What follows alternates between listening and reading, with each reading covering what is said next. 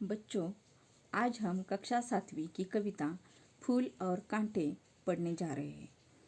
इस कविता का नाम है फूल और कांटे और इसके रचनाकार का नाम है अयोध्या सिंह उपाध्याय हरिओंद। कवि परिचय।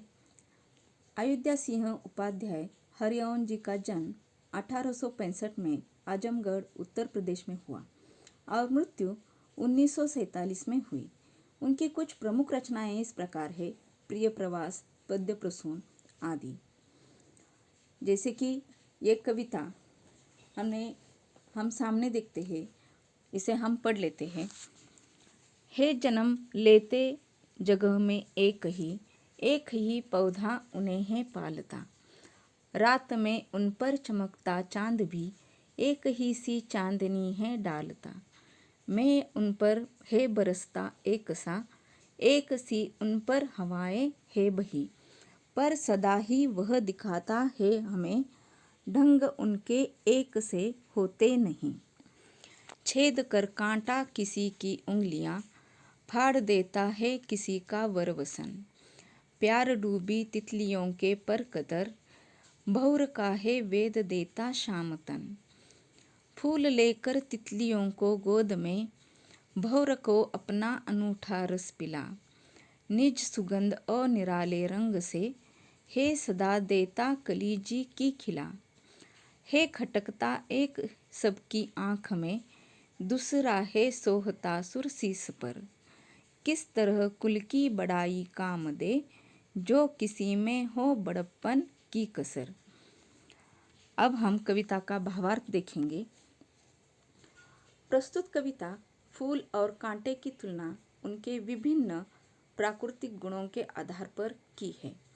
इस कविता के माध्यम से कवि ने फूल के मान प्रतिष्ठा का बखान करते हुए फूल को सुखदाता, प्रेम एवं आदर्श का प्रतीक माना है। एक ही पौधे में फूल और कांटों का जन्म होता है, पर उनके व्यवहार और गुणों में बहुत अंतर है, जबकि इसका पालन पोषण समान रूप में होता है।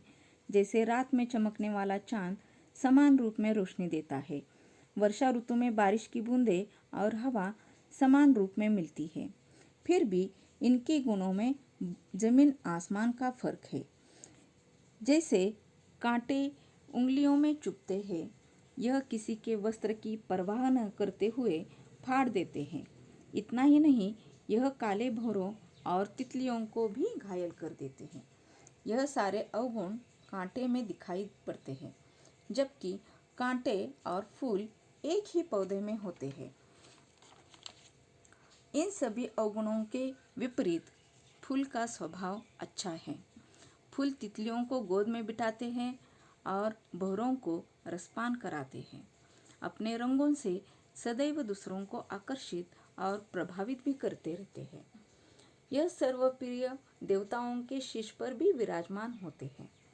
बच्चों, कविता का आशय यह है कि भले ही मनुष्य अच्छे या उच्च कुल में जन्मा हो, पर उसका स्वभाव अच्छा ना हो, उनमें बड़प्पन के भाव नहीं है, तो सब व्यर्थ है।